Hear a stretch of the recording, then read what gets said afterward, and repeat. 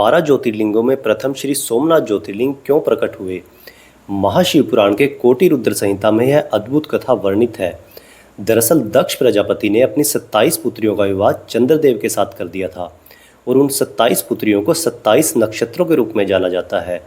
दोस्तों, उन 27 पत्नियों में से एक का नाम रोहिणी था और चंद्रदेव उससे सबसे ज़्यादा प्रेम करते थे और उसके प्रेम में आसक्त होकर चंद्रदेव धीरे धीरे अपनी 26 पत्नियों की उपेक्षा करने लगे।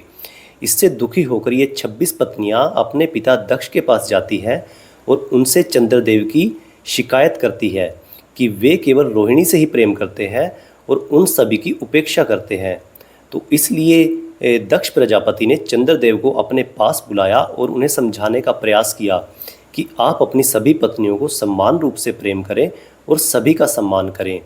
परंतु चंद्रदेव ने उनकी बात नहीं मानी और वह केवल रोहिणी से ही प्रेम करते रहे और बाकी 26 पत्नियों की उसी तरह से उपेक्षा करते रहे। इससे क्रोधित होकर दक्ष प्रजापति ने चंद्रदेव को श्राप दिया कि आपकी कांति और चमक धीरे धीरे खत्म हो जाएगी।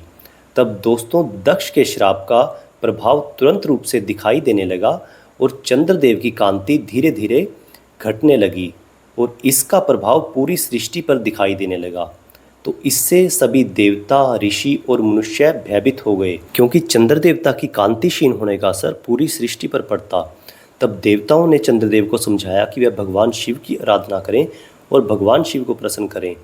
तब देवताओं की बात मानकर चंद्र देवता प्रभास नामक क्षेत्र में गए और उन्होंने पूरी लगन और निष्ठा के साथ भगवान शिव की आराधना शुरू कर दी।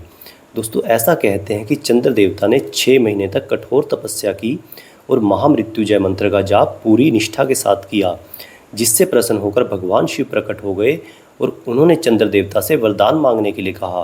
तब चंद्रदेव ने कहा कि हे महादेव, आप मुझे दक्ष के श्राप से मुक्त कर दीजिए।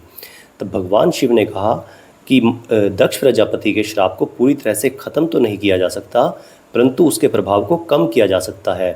तब भगवान शिव ने चंद्रदेव को वरदान दिया कि आपकी जो कलाएं हैं वो 15 दिन तक, यानी कृष्ण पक्ष में तो घटती रहेंगी और शुक्ल पक्ष में बढ़ती रहेंगी।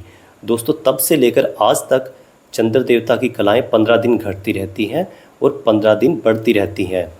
तब दोस्तों, चंद्र देवता ने भगवान शिव से प्रार्थना की कि वे वहाँ पर ज्योतिर्लिंग के रूप में प्रकट हो जाएं और भगवान शिव ने चंद्रदेव की प्रार्थना स्वीकार करते हुए वहाँ पर ज्योतिर्लिंग के रूप में सदा रहने का संकल्प लिया। और क्योंकि चंद्रदेव को सोम भी कहा जाता है, इसीलिए इस ज्योतिर्लिंग का नाम सोमनाथ पड़ा। और महाशिव पुराण के अनुसार 12 ज्योतिर्लिंगों में से यही प्रथम ज्योतिर्लिंग है। और दोस्तों, यह ज्योतिर्लिंग आज के समय में गुजरात के सौराष्ट्र में स्थित है। तो हर हर महादेव। दोस्तों, अगर आपको यह कथा पसंद आई तो कथा के अगले भाग में हम जानेंगे श्री मल्लिकार्जुन ज्योतिर्लिंग की दिव्य कथा। सभी को जय सिया राम।